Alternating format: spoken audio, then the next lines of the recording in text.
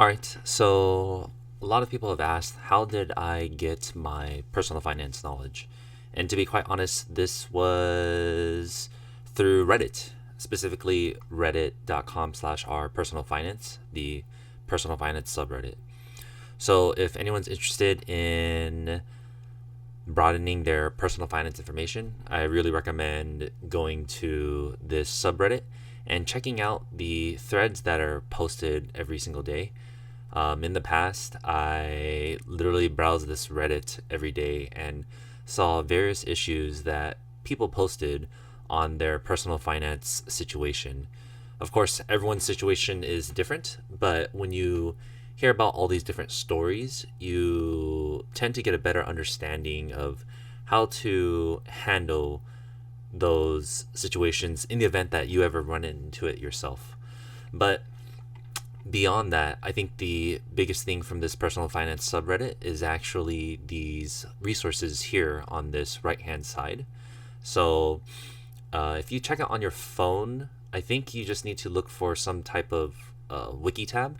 But if you're on a web browser, you can clearly see the wiki over here.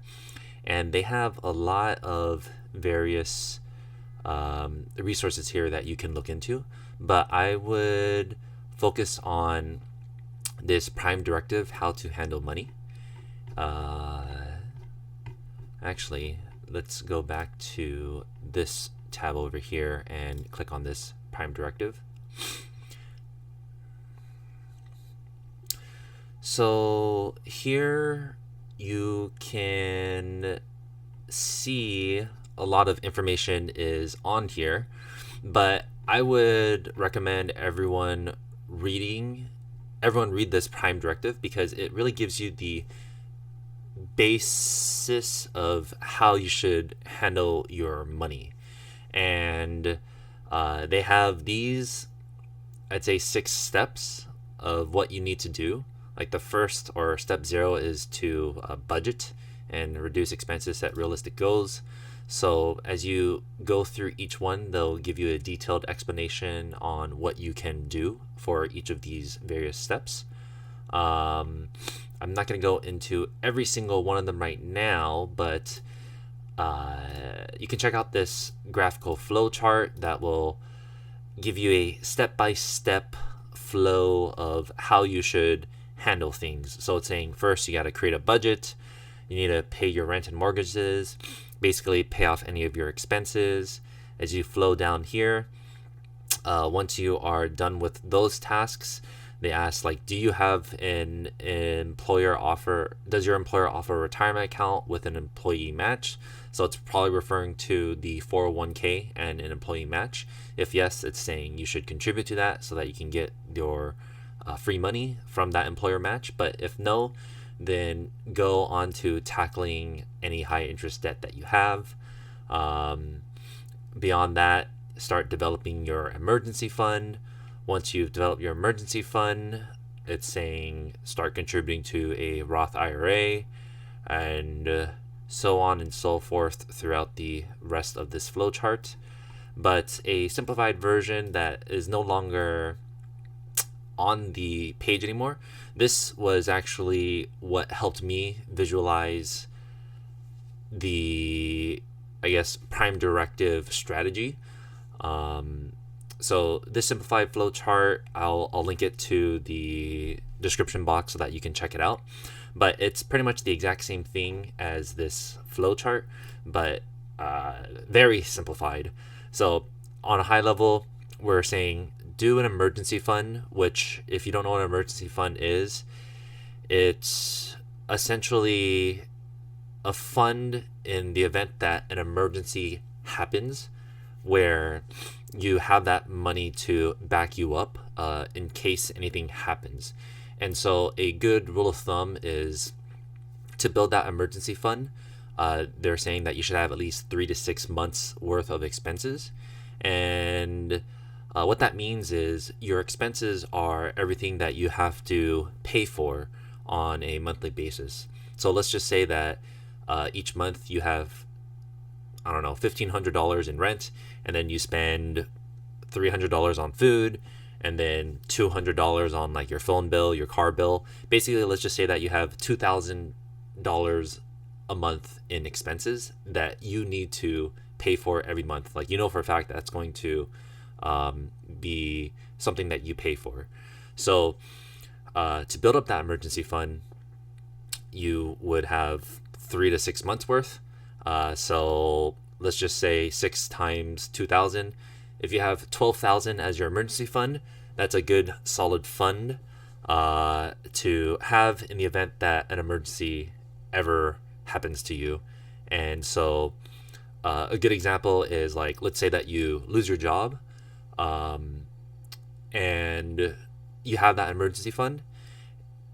Let's actually, if you didn't have the emergency fund and you lost your job and you had no more income, and you had $0 in your bank account, you're obviously going to be struggling to meet your expenses each month. And so you may have to take out a loan, ask money from your family, or immediately find a job that you don't need, or that immediately find a job and just take on any job to make money so that you could pay your expenses. So you're a bit strapped for whatever opportunities. You pretty much don't have any leeway in terms of what you can do, because your first thought is you need to get money. But if you've developed an emergency fund, and let's say you lost your job and you had let's just say the 12K sitting in the bank, you know for a fact that you can go on for 6 months without having to work and still kind of be fine, to pay off your expenses. And so now you have a bit more time to search for what it is that you want to do next. So with more time, I feel like you can evaluate your opportunities a bit better and then choose an opportunity that will be more beneficial, instead of having to be strapped for cash and taking on anything that comes your way at first sight.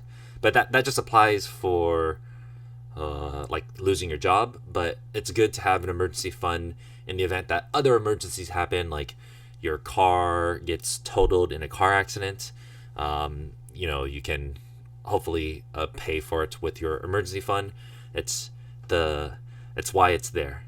But just moving down this list, company 401k. Basically, if you work for a company and they have a 401k that offers an employee match, like some companies will say you contribute, they'll match up to 4% of what you contribute into the account.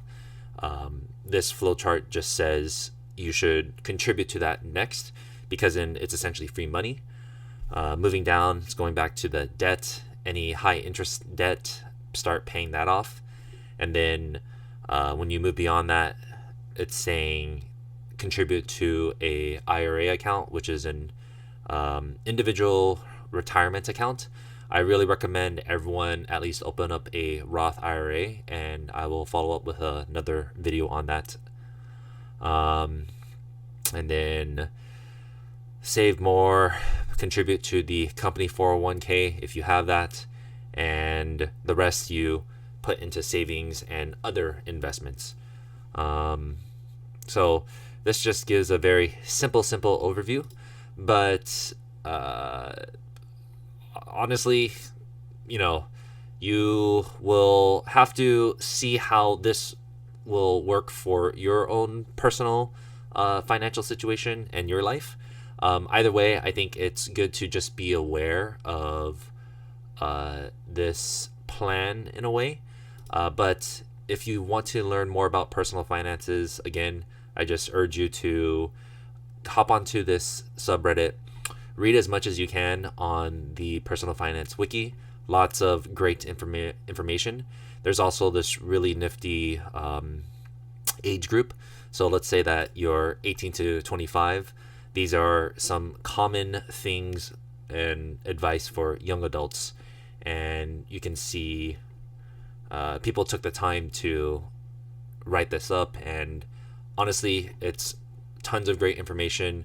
I would say a lot of my personal finance information and knowledge actually really did come from this subreddit, reading the wiki, and just browsing through the various posts that get posted up. Yeah, so check it out, and hopefully you gain more knowledge. Thank you. Bye.